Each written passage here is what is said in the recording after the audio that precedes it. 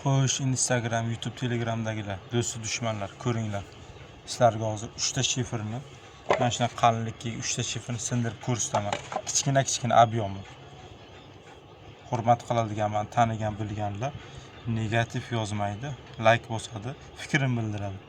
Negativ yozadiganlar qo'ldan ish kelmaydi, kuch kelmaydi, sindira olmaydi, nozik oyim, xezalak, o'zicha karilash bilan hayotda bitta g'ishtni, bitta shifrni sindira olmaydigan xezalaklar bilan ishim yo'q. Bilganini qilaversin. Erkak kishi har oyda 3-4 marta bir narsani sindirib, kuchini sinab, formasini ushlab turish kerak.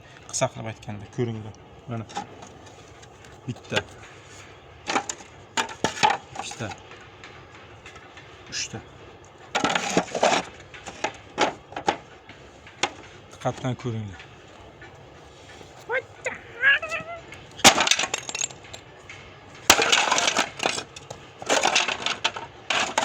Ko'rdingizlarmi? Zato sindi. Mana.